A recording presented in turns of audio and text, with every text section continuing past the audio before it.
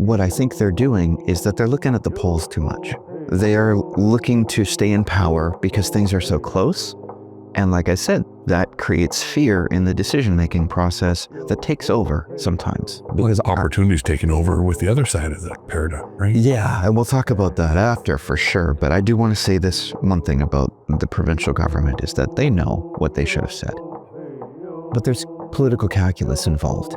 And I feel that's a bit disappointing because I don't think this is something where the calculus should necessarily be so cold. Mm-hmm.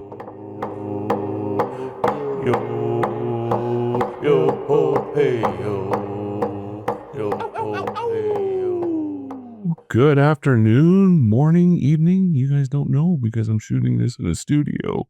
I never tell the date. I never tell the time.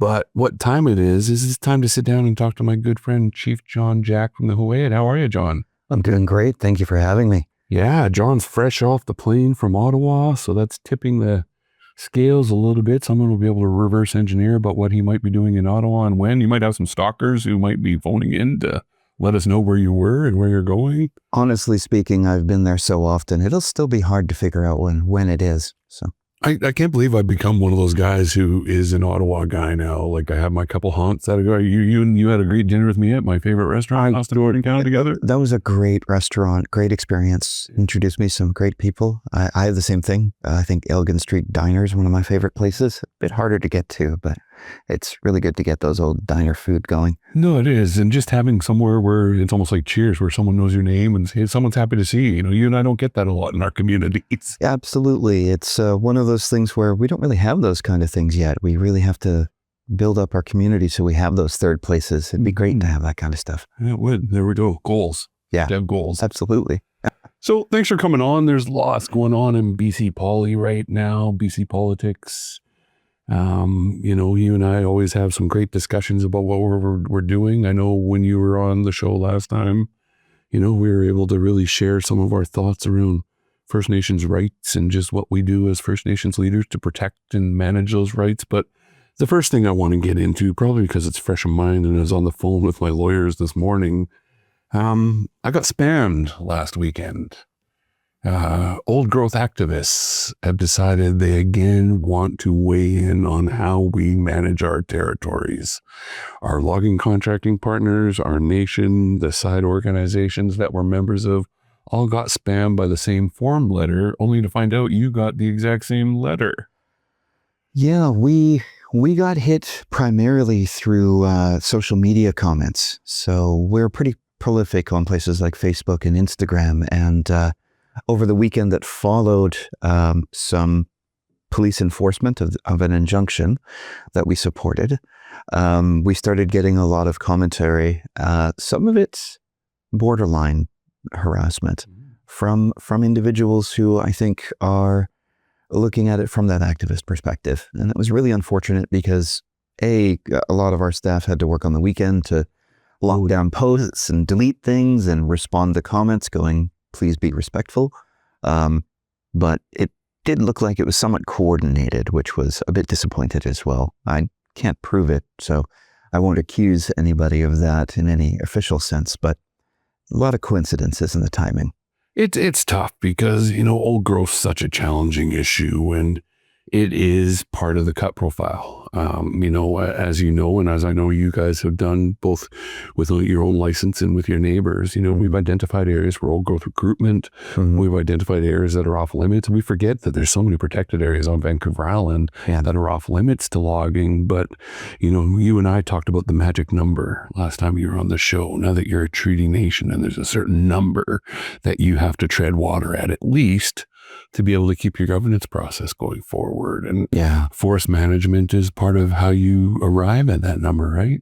Yeah, that's something that I don't think a lot of people understand, is that we're invested in natural resources, not just to make profit and make individuals rich. We're actually taking shares of that profit and revenue and using it in programs and services, using it to build infrastructure, using it to pay for clinical counselors, early childhood educators, making sure we're supporting our hereditary leaders with more legal and administrative support. You know, they're getting stronger every year, and we want to incorporate them into our processes. And I think a lot of people don't know that we're doing that, and they don't know that this money isn't going into some account in Toronto or New York or London or Frankfurt. It's going into the accounts of the general ledger of the Huu-ay-aht First Nations eventually. And we use that to pay for services that help our people catch up and keep up. And we're still doing that. We're still rebuilding our nation, rebuilding our community. And it's so important for us to remind people of that. We're not the bog standard shareholder when it comes to these natural resources operations. And I think we need to remind people that that's the case, that this money isn't being wasted. It's being used in ways that should have been used 100 years ago. Well, definitely. And not only are we trying to rebuild communities, economies, ways of life, if you will, we're also trying to rebuild the forest industry. Yes. Vancouver Island has been pretty hard hit, over the 200 years of, I guess you'd call forest development, forest cutting down of trees, we're making it as simple as we can. Yeah. And we've inherited some messes. Yeah. With that, we've kind of gotten a better understanding of the lay of the land. I know, my nation's involved in the 50 Watersheds project, where we're looking at 50 watersheds throughout our territories. Some of them are healthy, some of them are destroyed, some of them need to be rehabilitated, but we're doing that. That's what frustrates me when the activists weigh in like this, is they make it sound like we're only about the cutting down of the tree. But now we're talking about the silviculture work, we're talking about the enhancement work that needs to be done around salmon-bearing streams. All those little things are all part of the equation that Joe Blow activist who's liking something on social media doesn't understand and realize. Yeah. So how do we fix that? I think we have to have more open conversations with folks about what it actually means to balance environmental and cultural heritage concerns with the economic imperative. All the things we need to do as a nation include resource, land stewardship, riparian areas. All of these things need to be cared for. And so that's a primary concern for Huu-ay-aht, and it's embedded into everything we do through our Constitution, through our Economic Development Act. We try to embed, and we do abide by them, the values of our community. We say Izak, greater respect, Hishuk Matsawak, which is everything is one, and Uathlak, which is taken care of. So for us, it means taking care of the interests and needs of current and future generations. All of these things are markedly different than I think what corporate decision-making is generally viewed as. And I think that interface between our values and the profit motive of corporations is something that doesn't quite jive in the minds of some folks. So we do need to have those interactions to show them what we're intending to do and how we're navigating the decision-making, not just as a stakeholder, not just as a belligerent rights holder, but as a shareholder, as someone who has an interest in these things moving forward in a sustainable way.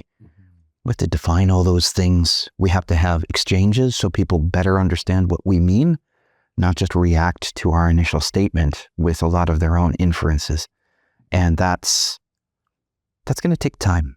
And I think there are people that can help facilitate those conversations, and I hope to make contact with them. You're so right. We go through IRMP planning, integrated resource management planning, where we're reinstilling values that didn't exist before we became shareholders and tenure holders more specifically. You and I both have the same partner in Western Forest Products who, inherited a lot of the problems that exist right now, whether it be through M&B or Weyerhaeuser and all the, consolidations of the forest industry over the last couple of years. But, what's your discussion like with Steve Hofer when, the shit hits the fan like this and we got to sit down and sort of have a gut check reality moment with our partners so we can spell out how important the stewardship vision is, but in balance with the economic opportunities that we're creating? I think that's something that we learned quite a bit from our partnership with Western. We work with Western and Mosaic Forest on our integrated resource management planning process, mostly with the nerds on that side. Yeah. I do have a relationship. If you speak nerd, I can. You're fluent. You used to be fluent, but not hard science nerd. I'm soft science nerd. But the real conversations that we have tend to be with the Stephen Hofers of the world, the CEO of Western, the managers and that sort of thing. And we've gotten to a point where we're able to be really honest with one another about the state of forestry, what needs to be done. And I've tried to demonstrate that we're trying to keep up on the state of things and what it is we can do to help make that better. And we try to speak with one voice when it comes to that sense. There are real considerations in coastal forestry, and those things need to be listened to by, I think, not just the province, although they definitely need to listen to what we have to say. We'll get onto that. But I think the media and the general public don't seem to understand how forestry works unless they're specifically linked to forestry towns and people who are employed by them. And that's not good enough. We have to really support resource workers, resource work, and have people understand just how important it is to the overall economy. And that has to penetrate into those towns and the neighboring cities and towns, much less the lower mainland. I think that's a taller bet. That's something we're going to need government's help on. Well, and that's, we can go into the whole rural-urban divide where that gets amplified quite significantly. But I got to say, I've been pleasantly surprised by, Stephen Hofer and the brass at Western Forest Products, at their willingness to engage in discussions like this. I mean, you and I have both built relationships with the predecessor, Don Demens, and Don was a great guy. I love to talk about baseball, love to golf with him. We personally got along very well outside of the meeting room, but in the meeting room, we just butted heads on fundamental issues that really slowed down the development of our partnerships that kind of are starting to make its stride under Stephen's leadership. And, when he first came in, and, Stephen's he's an interesting dude, right? He comes in and this is what we're going to do. And I'm kind of like, yeah, well, I've heard the first 5 of you sort of say that, but then he came back and we smacked him around a little bit more and he came back again. And then he says, you know what, we really need to work with government on some of these things. So he engineered some meetings for you and me and a couple of the other chiefs of the island to sit down with John Rustad and get into that a little bit after too. Absolutely. Lots happened while you're gone. I don't know if you unplugged completely while you're in Ottawa, but BC's changed a little bit the last 4 days. I leave for a while and things fall apart. That's what happens. You shouldn't leave anymore. Maybe you should be zooming into Ottawa next time. You're echoing what my wife is saying. Absolutely. I think that's something I look forward to talking about. But the conversations with Stephen are helpful because he's gotten to a point where he's trustful enough that he can be straight with what he thinks the solutions are. Dance is much. Yeah. And I mean, he has a board of directors to answer to, and I have a council and a whole community to answer to. So, and a constitution to answer to. Absolutely. Yes, that's the difference between. And hereditary leaders to report to. And I think sometimes he's hopeful that we'll move quicker than we do, because I think we already demonstrate that we understand the industry and we understand what needs to happen. How we get there, I think, is something that we're continuing to have conversations to the point where I feel like I'm the devil's advocate sometimes, which is really good in building trust. So. Well, definitely, you got to be able to sit on both sides of the table to understand how the table works to a certain extent. But you said something about media that's intrigued me, because I've probably done a dozen interviews that started around old growth or long-tailed frogs or speckled moss or some other kind of biological feature that exists in old growth, for it only to turn into a rights and title discussion about disgruntled hereditary leaders or disgruntled community members, and the whole biological discussion stops completely after the first paragraph, and then it turns into this, well, what do you think about the 4 community members that absolutely hate everything you're doing as a nation? I think that's something where we really need to have a conversation about what to expect in Indigenous governance and the processes that exist. I am luckily standing on the shoulders of giants when it comes to the Huu-ay-aht experience. A mountain of work has been done in the intersection and conversation and interactions between elected government and hereditary government and our administration at Huu-ay-aht in regards to move forward together. I can do that based on the conventions that were started probably in the 1980s and continued on into treaty negotiation in the late 90s and 2000s, into the treaty era in 2011. So we have a lot of benefits in that way because we define with our constitution, with the treaty, how our government works.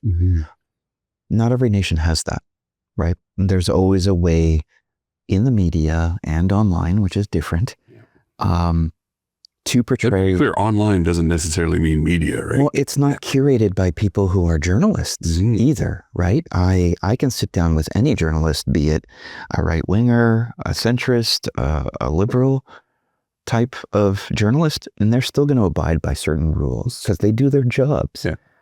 That doesn't ethical standards. Yeah, that doesn't exist online in the same way. So what I need people to understand is that Huu-ay-aht is pretty advanced in our governance because we did a load of work. We had to in order to have a treaty. We know how our rights work. We know how people can voice their opinions within the nation. We just had our People's Assembly. We have people who hate forestry. They were able to stand up and speak their mind. We also have people who depend on it, and they also stood up and spoke their minds. That part doesn't always happen out in the wider world, not in the same way, right? And what I really would like people to understand is that our cousins and relatives in Huu-ay-aht and Huu-ay-aht and other nations, they are becoming what they should have been all along. They're becoming a nation that defines for itself who they are, how they make decisions, and how their collective rights work. And things like speaking for the land, speaking for the resources and the waters and the community, those are all collective rights defined by all of the court cases in the Constitution of Canada, going back to the 70s or 60s even.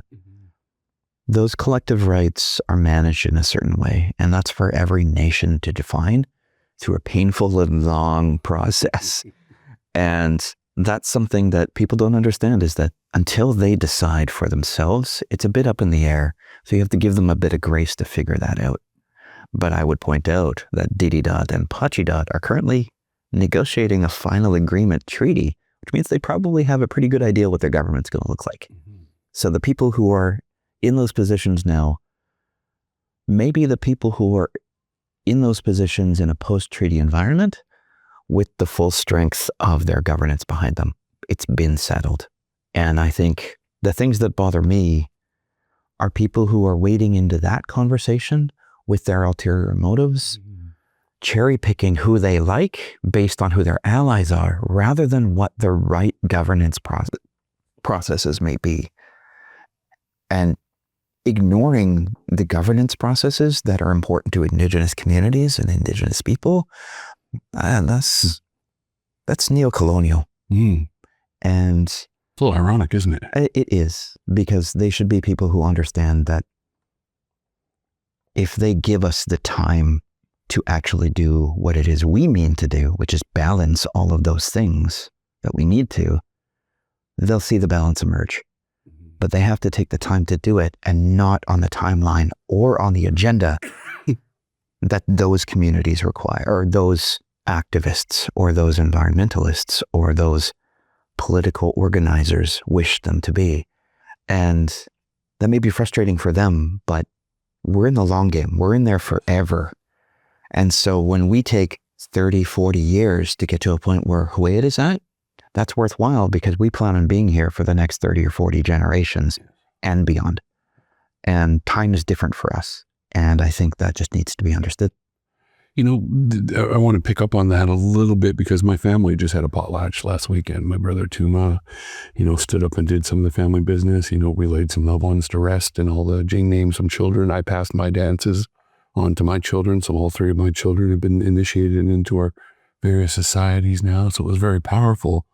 And it was amazing, because all these hereditary chiefs came together and they acknowledged the Smith family and all the things that we've done throughout the years. My grandfather's brother was our head chief and never stopped potlatching during the Prohibition. He always waited for stormy time. Yeah. And then they, keep watch for the police and, pack things up and just, still kept doing our business. And that was acknowledged.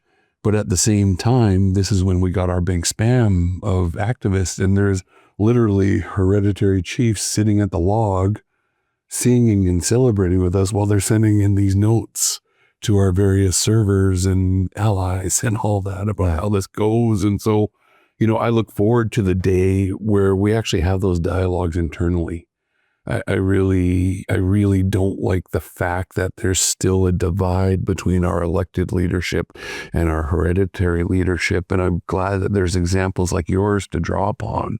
You know, I was lucky enough to meet some of your hereditary leaders who are part of your governance and constitution, and seeing that, okay, it does fit and it does work, and there is ability for that to be transferred and generational to a certain extent. And so it's not just this one person who's going to be locked in there, but there's this one seat or representative that's going to be filled by someone from the community all the time, that's going to bring the hereditary perspective. And I'm really looking forward to that actual dialogue. Right now in our communities, it's really divisive because the elected councils are in charge of, you know, maintaining the communities and running the budgets and all that. And the hereditary guys are really being stoked by the activist community to fight a lot of things that we've been working hard to get a handle on. And from the outside, it doesn't look like we have as much of a handle as we do, but we're seeing every day, every quarter, every year that First Nations are just getting more of a good, solid connection on how transactions are happening in their territory. And I really look forward to sitting down with some of these hereditary chiefs who are so against the salmon farming that I'm doing in my territory, that we're doing in our territory, the logging that we're doing in our territory, and show them how, just like you said, this isn't about some stock exchange. This isn't about shareholders in country, out of country. This is about the Clowetsis Nation and how the benefits from these developments get recirculated back into our community. We just built our first 10 houses. Wow. You know, it's a huge accomplishment. Huge accomplishment. Yeah, we went from no houses to 10 houses.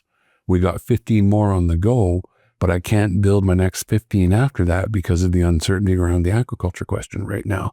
Now that I've been on strike with my forest TFL for 6 months, it's blurred the lines on when the benefits are going to start rolling in again, so I can talk about how that's going to fill a gap on the next 15 houses after the next 15, because we're never going to build 100 at a time. That's just not the way society works. That's not the way the economics work. So we're kind of build 15, build 15, build 15, and eventually we hope to have 105 houses in the next 7 years. We're in stage 5 of the treaty process. So we're in that part now where we need to sit down and have those tough conversations that you just, you know, alluded to, that took a couple generations really for you guys to have in Huu-ay-aht. I know, talking to Robert Dennis about his work in the 70s when he first started getting involved. And he was there at the Great Awakening, right? He was there when Indigenous communities were trying to decide for themselves how they would move forward. And so all of that work is something that benefits our nation, and it will benefit us forever. And so while I'm not the most traditional individual, it is something that I respect. And it's something that I understand that in order for any of this to work, we have to understand that our hereditary leaders in Huu-ay-aht deserve a place to not only speak their minds when it comes to things that are within their sphere of influence, but have input on what it is our nation does from a legislative perspective, including the budget. We have to make reports to our hereditary leaders about all of the legislation that we're creating. And that's the most important thing that our government does, is create laws.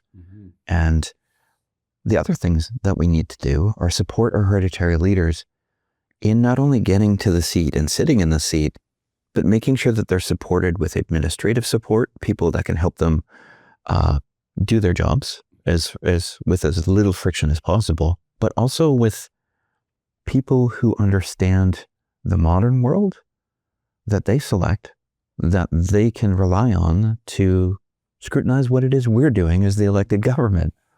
But that healthy, right? The healthy scrutiny. So that friction, that is needed in order for our governance to work at all. And so it is not how it was before contact, and we admit to that. But what we are now is some fusion of all the things we were before contact, during colonization, during the Indian Act, and then what it is we hope to be in the future. And part of what we hope to be in the future is firing on all cylinders. And it feels like half of our cylinders aren't firing to the full degree that they could be, because we haven't taken the time to invest in our hereditary leadership in this way that we might have wanted to if we had the resources to do it in the first place. We have a lot of generational shifting happening in our hereditary leadership seats, And so that's been planned on their side, but we need to make sure that they have the capacity and the time and the inclination to show up and contribute in the way that they hope to. And while I have certain political opinions, governance matters more. Mhm. Having the right people in the right place to put their input forward, regardless of what happens, is half the way that we're going to be successful as a nation, not just in the short term, like every 4 years, that's how often we have elections. And that helps us kind of chart a course in a sense that we're not stuck in a rut or doing things in a way that is not good for the nation. So the people can make changes over time. But we also need that long-term influence, the long-term thinkers who know that they have that time to think, to have that sober second thought that you read about in first-year political science for the Senate. Those things matter for us. And so we're looking to make those investments and support our hereditary leaders as a whole group and respect their internal traditions, but give them the resources so that they feel like not only are they wanted at those tables, they're provided the appropriate tools and resources to do the job as they see fit. And I think that's going to be the big challenge of the rest of this term of office. We have a little under 2 years left. And so I think that's going to be a major contribution, because if we have the right people speaking for all the things that are important to them and their values, that helps create the right environment for seeking out what the Huu-ay-aht balance is going to be, what it is we think is the balance. And part of thinking about it is that we're going to change over time, and we're managing that change and who we are and how we do things. And part of that consideration is around forestry and resources and what we're going to do with the economy and how we're going to protect our lands and waters. And we can do a lot of the science and budgeting and economics on the elected side of things, but the values, the protections, speaking for the lands and the animals, and all those other things, that needs to come from a more legitimate place, especially if we elect younger councils like we have at Huu-ay-aht in the past little while. We don't have Robert Dennis on council, who is literally the equivalent of a PhD in our traditional culture. But we do have access to people like him, people like his son, who can help us through that, right? And so navigating that is something we need to do, and that's our own problem. But the fact that we're trying and the fact that we are doing it should be considered by the wider world. And that's not always understood, because someone needs to speak for nature or the wildlife. And nature itself doesn't have rights. Animals themselves don't have rights. There's laws that protect them, but if someone is going to speak for them, is it a self-appointed university student in Victoria? Or do we provide the resources to our hereditary leaders who have been doing it for since time immemorial? So if we help them adapt their input in the language that they need, so that they understand the language of science-based forestry management, then they can make decisions based on their values using those tools. Now, we can provide those resources already through our elected government's administration, but in order for it to work well, I think we need to let them pick who their helpers are. And I think that will set up a greater understanding of mutual trust and understanding in the system, because we've left behind the Indian Act, and we have our own laws and policies, but until we use those institutions to a greater degree, people won't see those institutions as valid until they see them working, not just once, but a bunch of times. On a one issue basis, yeah. Yeah. So, I mean, and I'm looking forward to that. I mean, while I say I'm looking forward to it, I know it's going to be some tough discussions, and there's going to be some hurt feelings, and there's going to be kind of that. Oh, yeah. I was fortunate enough to, cut my teeth on our traditional youth study. We did something called the Gilgaleese Project. And that was when all 14, 15 of the Kwakwaka'wakw tribes were still kind of working together and trying to work together. And so I chaired a commission that interviewed all of our elders of the day in the mid-90s. And I built these beautiful relationships with all these elders who were, and I don't nothing to take away from the elders of today, but these were the elders that are around as contact was really establishing itself. So there's still a lot of traditional values. And then we lost a generation in between. And now I'm working with the grandchildren of some of these people, and they're pissed off and they're angry and they don't quite understand the connection and the balance, and trying to find the right point to sort of dig in and say, okay, I'll take a punch here if it's going to result in a discussion. And that's kind of the interesting point we're at now in the North Island anyway. I think some of that still exists within Huu-ay-aht. I mean, we worked with the hereditary leaders as they were in the 80s and 90s and try to recover what it was we were. Back then, those are like the grandparents. The hereditary leaders we had when all of this started with Huu-ay-aht are people who are like my grandparents' age. And the grandparents of then remember their grandparents who remember a time before colonization. And so that's why it's so important to speak to your grandparents, because that's a connection possibly to more than their lifetime ago. And that's a hard conversation sometimes, because some families, their chain has only been recently broken. And other families, those lines were broken in the 30s or 40s or before. And so with that variation in the capacity of hereditary leaders, what we do at Huu-ay-aht is we don't mandate that something is valid or not valid. In fact, the government and our laws don't say anything about that. We don't mandate how our hereditary leaders make decisions. I think we would only ask that they stay consistent in how they apply those decisions. And so how they do that, whether that be hearkening back to what they know about the past processes and decisions, or what they create now into the future. Because while we may have lost the connections to our great-great-great-grandparents, somebody has to be the great-great-grandparents of the future. And so if not 30 years ago or more, then no. You're so right. And I think that's one other thing that, society, as they start to weigh in on these things because of one press clip from a cultural leader or something like that, don't realize that we're having these discussions in our community. And some of them are slow. Yeah. Some of them take root a little bit faster. But, that goes kind of a little segue into my next thing, is kind of the political football of Indigenous rights and title. Then it became reconciliation. And now, I said I wasn't going to go too far down this road, but we're actually back to defending what actually happened with the residential school system and things like that. The noise and the rhetoric has gotten so bad, specifically because of a few people at 1BC and things like that. Like, we're at this point now where we're like, okay, wait, Stephen Harper stood up in 2008, 2009, whenever it was, and apologized for the wrongs that happened to our people. And while I didn't expect that was going to cauterize the wound and we're just going to, okay, glad you said that, let's just let bygones be bygones. But that was kind of a point where we were supposed to lay some of those hard, heavy feelings to rest and start talking about the healing, as opposed to the who's to blame and that sort of thing. And this whole thing has just gotten so big to a point where I try to be pragmatic. You're a little more pragmatic than I am.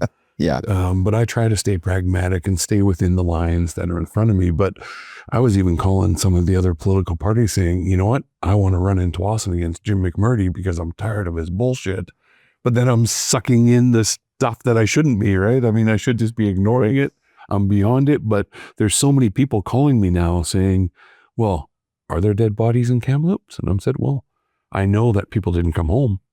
I know there's residential schools and people didn't make it home. And that's the point we're trying to make, to try tie it into mass graves that may be in Kamloops and other residential school facilities isn't really the debate, but that's what it's turning into now. And I think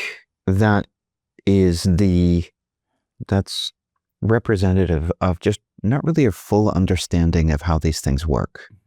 When it comes to reconciliation, when it comes to beyond that, when it comes to what happened to Indigenous people and Indigenous communities in Canada and BC, that can't be debated. It's fact. It's fact with a capital F. And what we don't talk about when certain folks fixate online or in the legislature on unmarked graves or ground anomalies or all those sorts of things.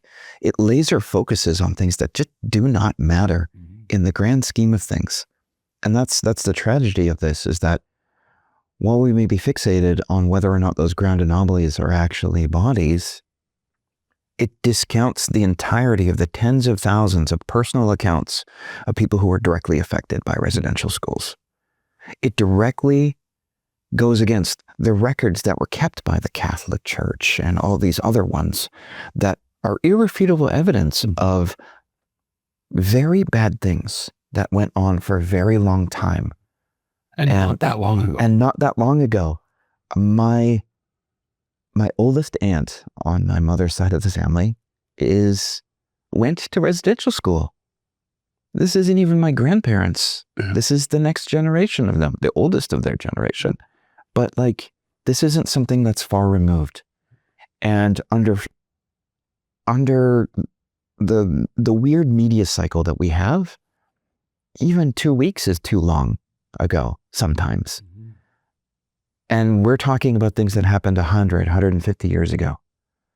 And the best parallel that I can really make is that after the Second World War, Eisenhower and other leaders made sure to document everything that happened in Europe, because they knew there would be people who would go, that wasn't that bad. It wasn't bad at all. Nothing happened. They have video or film proof of it happening. They have records that were extensively kept. Those things couldn't exist back then, but they kind of existed once we got into the 20th century. And I think this is more a question of culture and progress that has been made broadly and the reactions to it. I think there's a high degree of aggrieved entitlement broadly in the rest of Canada, concentrated in folks who feel threatened by the fact that Indigenous rights are not going anywhere, that people everywhere, including women, are gaining more power to live the life they want rather than the life they feel they are stuck in. And the people who are fearful, the people who say things and deny residential schools impact, these are people who think in zero-sum terms. These are people who think if they have more rights, I have less. And they should be saying fewer in the first place. But at the same time, it's not like that. It's not zero-sum. That there's still enough opportunity for everyone. It's just the nepotism of how things used to be, what we call white privilege, just isn't as effective anymore. And I think we need to kind of shift some of that conversation, because it is harder to be Indigenous in this world. It is harder to be a woman in this world. And that difficulty is unjust. And we should still be taking steps to address those things. But now that it's potentially directly impacting people, they're getting scared. And I think it's the last gasp. I think it is a bunch of people who are realizing that the world is not going to go back to when it was easy for certain folks. And I use easy in air quotes because it's never easy, but there are certain difficulties that weren't in the same path as for some folks. And they weren't broadcasted the same, right? No, absolutely. And I think that internet aspect means that people are hyperfixating on one aspect that doesn't fit their values or the official narrative or their understanding of how these things should be talked about. And that one potential flaw becomes the figurehead of an entire endeavor of reconciliation and undermines everything.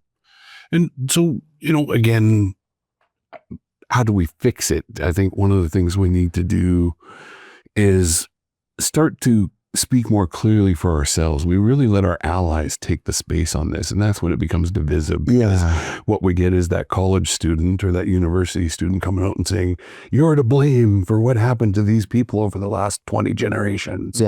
And that doesn't help us at all either. But then we're demure, we're non-confrontational people. It's a funny thing, people don't realize First Nations people are so non-confrontational. Don't get me wrong, we got every subset of society has a community member that's very confrontational. But as a whole, First Nations leadership, First Nations philosophy is very non-confrontational. That is definitely the case. And I think what needs to happen is that we do have conversations that talk about the trials and tribulations that we've had. But we need to encase it in the whole concept of what we should be as a country and what we should be as a province. Because I think a lot of the aggrieved nature of the arguments being made by the people who are eating apples on camera are things that fundamentally talk about fairness. But I think the framing of the fairness is way too small. I think the framing of expectation that things are somehow already better and therefore everyone should just go back to zero and not have help, so to speak. We're not there. I don't think we will be there for quite a long time. No. And I'm not saying that because I'm an Indigenous leader. I'm saying that because I'm looking at society and seeing that there are still shortcomings when it comes to talking about fairness. And I think that needs to be more widely understood. But that's a hard conversation to have if all we do is talk about our grievances, if all we do is talk about the problems that we are surmounting and the obstacles that we are dealing with, because that's them. We're them to those people. Those people have those problems. I'm glad you said those people do. Right? Really. And that's what they say. We're one of those. Oh. And so what we need to really acknowledge is that there are some real grievances that do occur. There are some real unfairnesses that exist in ways that need to be acknowledged, that they impact everyone. And we should work together on solving those things. But rather than it being, oh, those Indigenous people are taking money away that could be used for us, it's no, we're all getting screwed by things like the gap between productivity and wage growth, right? That's the major problem that nobody talks about. And there are things that we can agree upon in how we can deal with stuff like that. But we get distracted by things like whether or not the on-ground anomalies are legit and let people undermine something that is fact and something that we must act upon as a nation and as a province, and we are. But people are worried that it's just a conspiracy to undermine their ability to live their lives. And we need to show them that we have those same concerns on behalf of individuals within our communities, not just our communities as a whole. And we understand and agree with some of that, and that we can work together on solving those things. But we have to define it in a way that is not zero sum. Because I think that's the fundamental worry, is that when people get pressed, when people get concerned about the economics of it, they stop worrying about other people, or they never did. The injury. And that becomes obvious. And they're only worried about them and theirs. And that is not a society. That's not a community of communities. We need to be better than that. And I think one thing that Indigenous communities teach you early is that it's not enough to take care of just yourself. If you're not taking care of the people around you, especially the people who aren't you and yours, you're not a real man. You're not a real adult. And we need to talk about stuff like that, because we aren't stuck in traffic. We are traffic. That the choices that you make determine whether or not the world is heartless and cold and no one is coming to save you. Or will you put your boots and gloves on and become the people who are coming to save you? You're in traffic. You're part of it. And you can be a part of the solution by how you choose to drive. Don't tailgate people. Let people in. Easy stuff. And the analogy is breaking down. But the whole idea is that we are creating the society actively that we want to be a part of. And it's not good enough to be left alone. That we are social people, that we have to help one another, not just on a family basis, but beyond. And I think that's something that's been lost by the current generations, that people like our grandfathers understood innately on the Indigenous side. And those lessons are still being taught on the Indigenous side and in other traditional communities, to say nothing of the Sikhs or the Chinese. They understand that. That needs to be brought into the wider community, that you can't just be an individual. And so that's fraught with a lot of difficulty, but we still have to have those conversations, because I want to be a part of the communities that are being built, not just mine, but the places where I may live, where my kids may be going to school. That's community. And we're seeing a drop in the amount of people who are actually contributing to things that don't pay them. And that's why we're dealing with so much isolation, so much feeling like you're alone in everything. Right, yeah. If you don't have people around you and you're not interacting with them, your sense of community is diminished. We see that in Indigenous communities. We're trying to fix it. I think just what we're doing in nation building is what needs to be happening in the rest of the province and the rest of Canada to build up a sense of nation and common interest. And that doesn't always happen. And it's not happening in the ways that maybe could appeal to everyone more broadly. And I think that's the culture war that we're dealing with right now, is identifying what our community can be and who can be a part of it. And it can't be zero-sum. No, and that's interesting because my own philosophical view on these things, for a while, I was big on the, if I take care of my own backyard, the rest should work itself out okay. And then I've realized that that's just not enough. And while I'm not going to interfere in anybody else's backyard, I want to try to be supportive. And that's where this, this last 6-8 weeks of, a little bit longer than that. When did the couch really come out? 2 months ago, 3 months ago, whatever it was. I think it's like 3 months ago. Yeah. But it seems like ages ago now, just because of the rhetoric that it spawned again and the political footballism. And I keep using that term too much lately, but I hate it when our values around reconciliation are being identified and defined by people outside of us. And that's something that all the parties involved in reconciliation need to do a better job of. Again, I watched all the parties around Kamloops was one thing. I mean, it's so it's so hard that's not really a good one to start with. But then couch and ruling comes out. That's been in court for, 20 years, I think, is when the first claims were filed around that. And so it sort of played out the way it needed to, unfortunately. But once it was done, it turned into what you said. Everybody just kind of did this. Yeah. And I've literally got good long-term friends who have supported my path towards reconciliation, non-Native people who have supported my path to reconciliation, are calling me and saying, why is the couch coming to take my house? Yeah. I'm like, well, hold on a second. Yeah. Governor, let's start with the provincial government. Oh man, yes, absolutely. I think that this was mishandled. Yes. I think that this government is not nearly as bold as they could be on helping to define what reconciliation actually is. And I claim to be, really, right? Rather, and I like David Eby. I think David Eby is a good man. We share dad jokes and, he's absolutely. But what I think they're doing is that they're looking at the polls too much. That they are looking to stay in power because things are so close. And like I said, that creates fear in the decision-making process that takes over sometimes. And that's what it feels like to me. Because opportunity's taken over with the other side of the paradigm, right? Yeah, and we'll talk about that after for sure. But I do want to say this one thing about the provincial government is that they know what they should have said. They could have gotten in front of it. They could also have gotten in front of the Land Act amendments a little bit better and fought on that. But there's political calculus involved.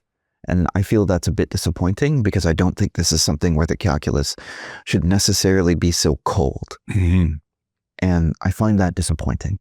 I know that that's not everyone in the caucus, but I also know that there are people making those calculations because it is better to have us than them, so to speak. And in that sense, I kind of get it. But at the same time, we're living now with the consequences of that. And that this government bought in to some of the fear-mongering, that they had to respond to it in a way that validated the fear-mongering, is ridiculous. It is very clear to me what Cowichan Tribes was trying to do. It is very clear to me that this was about leverage to get the province in and negotiate with them.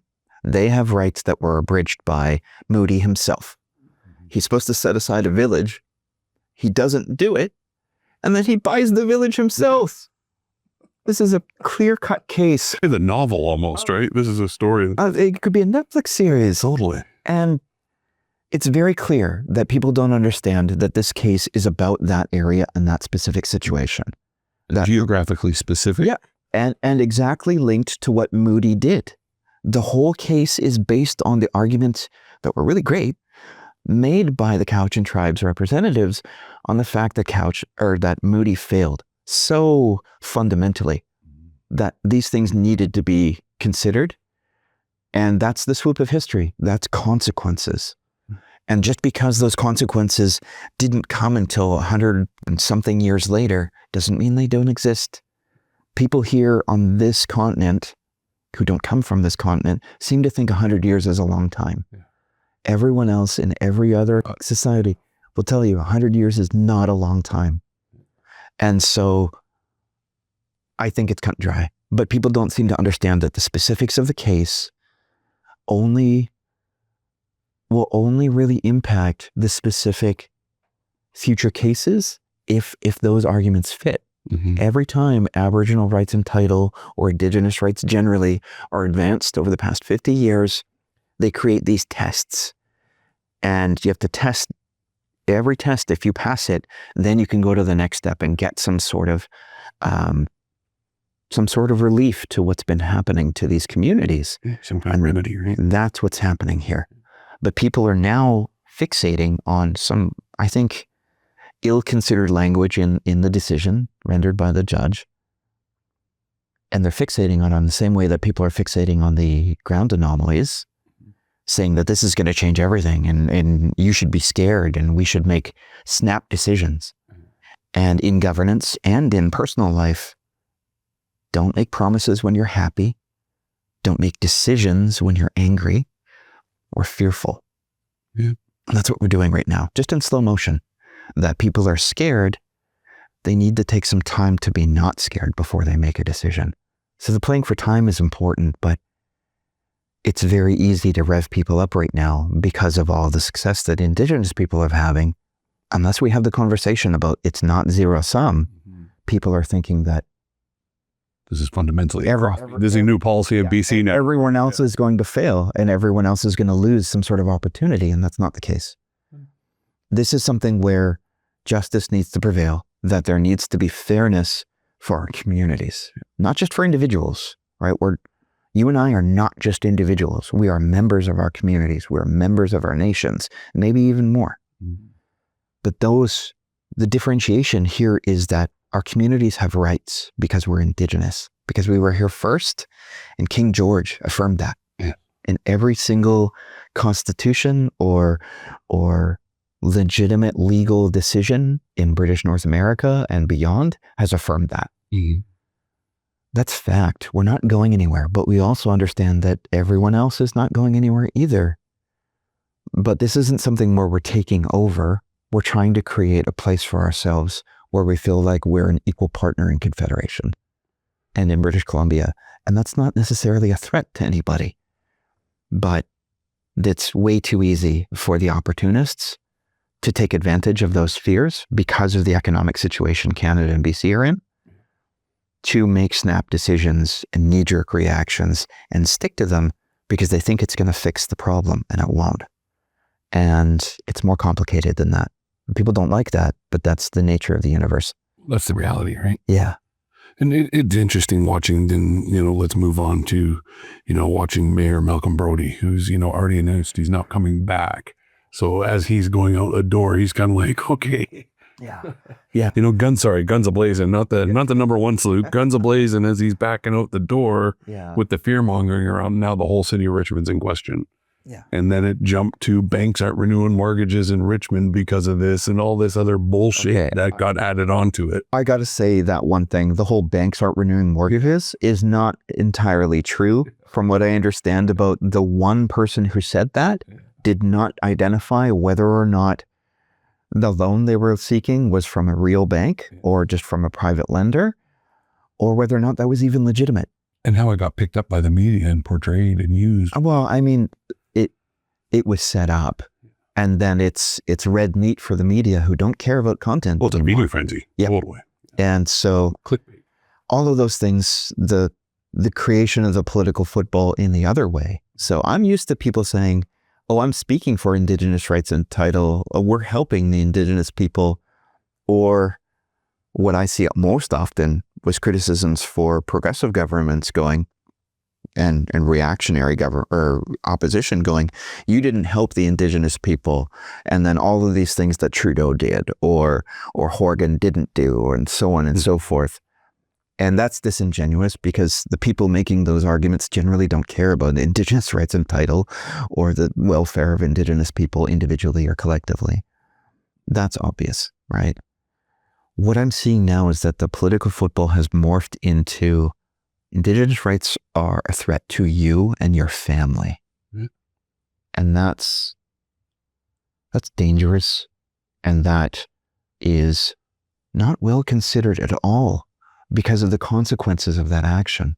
We're in a media environment, a social media environment, where people rev themselves up, where there is such thing as, will someone rid me of this turbulent priest? This goes back hundreds of years. There's another term for it now. It's stochastic terrorism, where you just rev some people up angrily about a certain thing, and they'll go out and do stuff on their own. That's bad too. Yeah. There's a responsibility for people who have influence and want influence and use influence to protect wider society, and they're not doing it right now.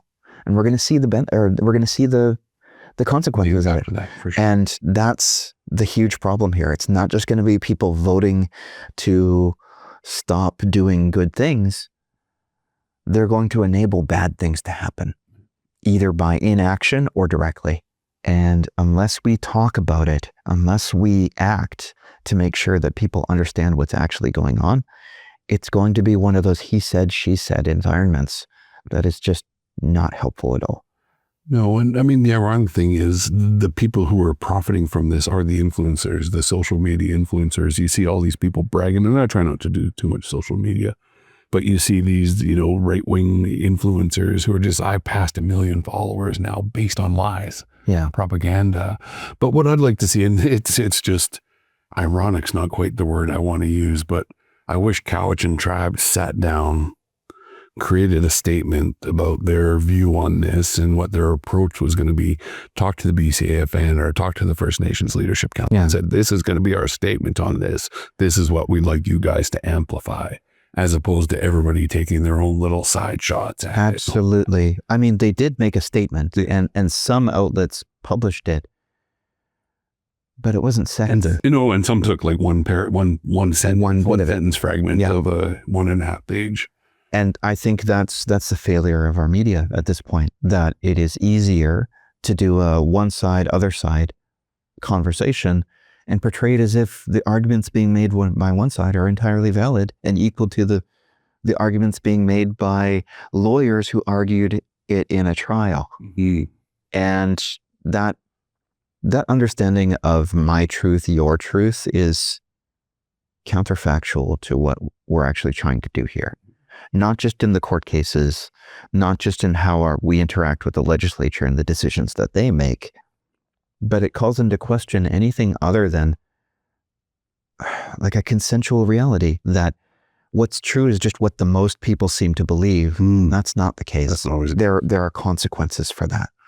And far-reaching consequences. I think we've misremembered or lost the lessons that we taught ourselves as a society in the 40s and 50s. It just went right back to it, eh? It's scary how quickly we retracted back. It's very convenient that it came back the moment our veterans and leaders who were there at the time in Canada and beyond started dying. Yeah. And I think this is something that must completely frustrate and anger and put fear into historians, people who understand what actually happened.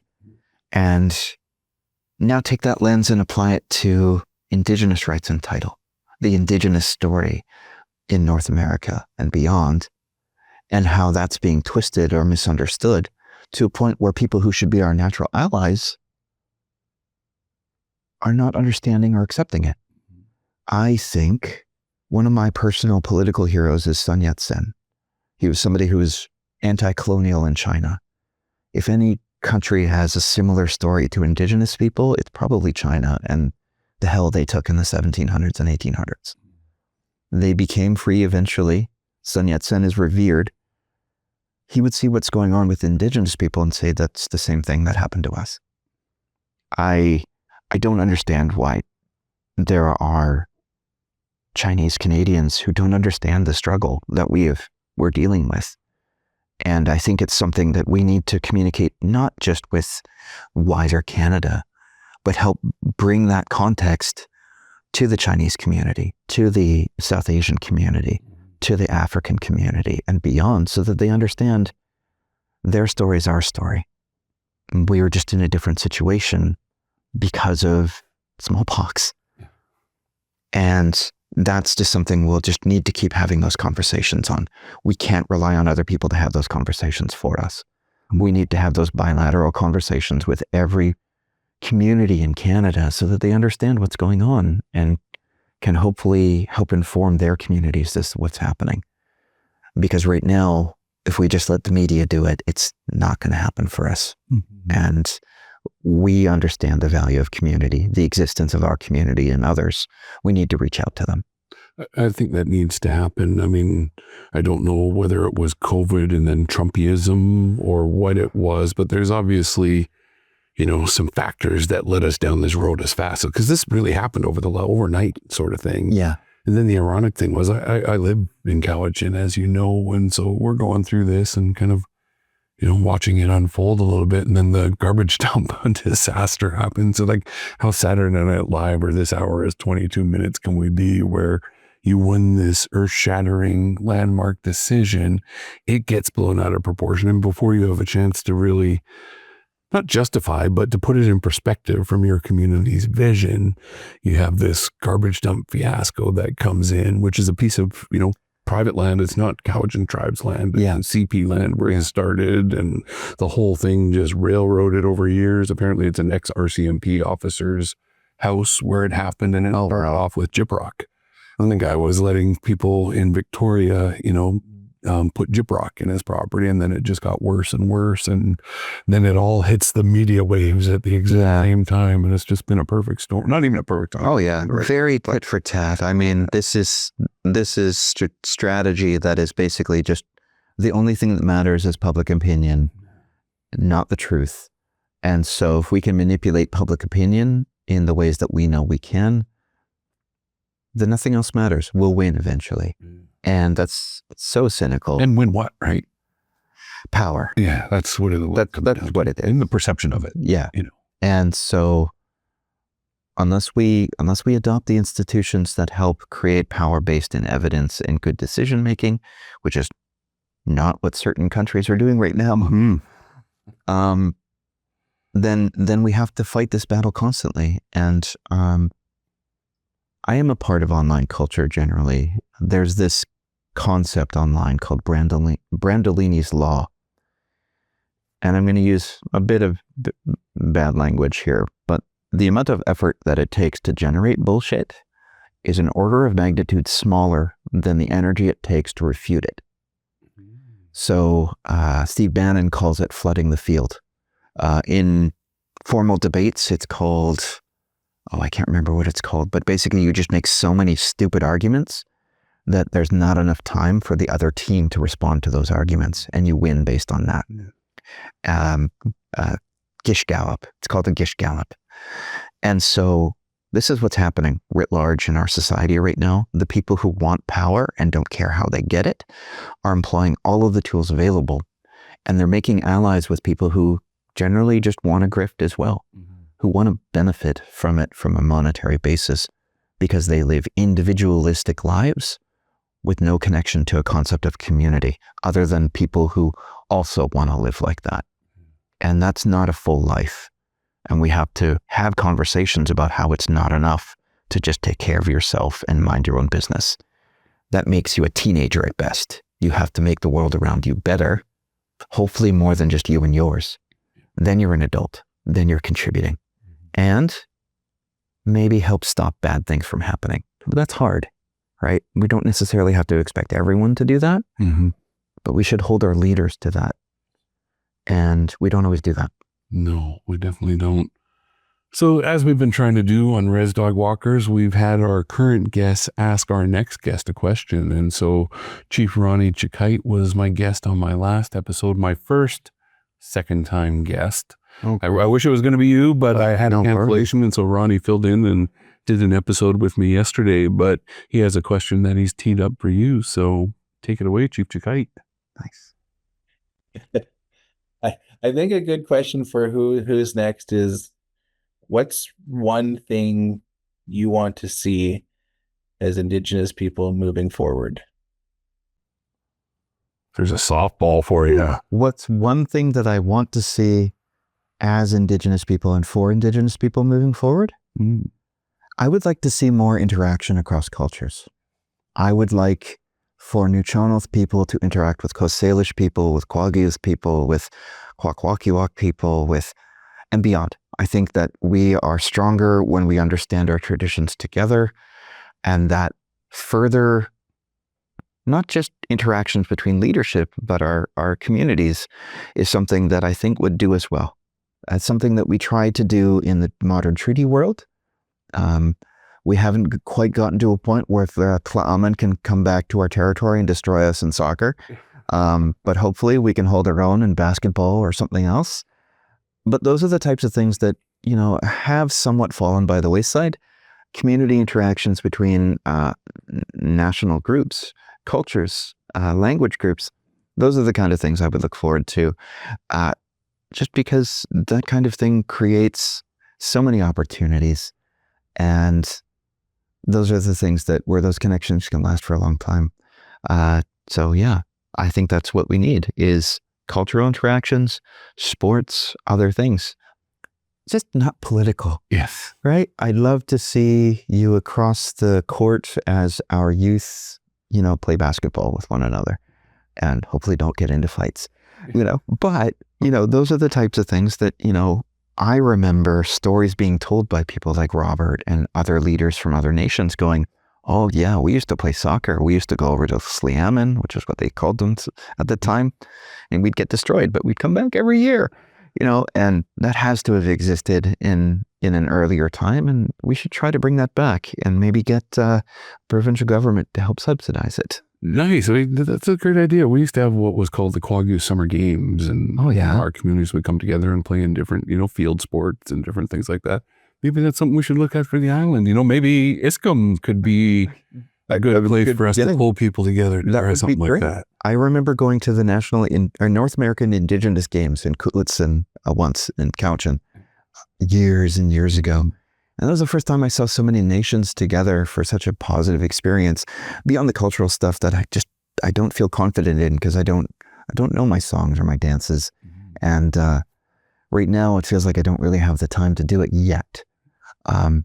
But something like a sports event or those types of things, I think that's something everyone can go to and benefit from. John, as usual, you're always a phone call away. I'm a phone call away for you. You and I have teamed up to do some pretty cool things in our worlds, and I look forward to continuing that collaboration. So best to you and the family going into the new year, and hopefully I won't see you till next year. And you as well. Thank you for having me. Perfect. Thanks, my friend. Great.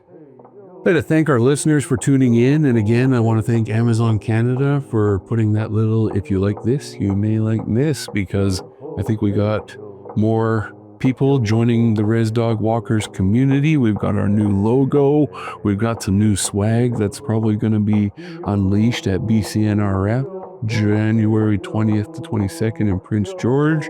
I want to remind people that the BC Indigenous Resource Opportunities Conference is June 3rd to 5th in Nanaimo, BC. I know hotels are filling up fast, so everybody have yourself a great holiday season, and we'll see you soon.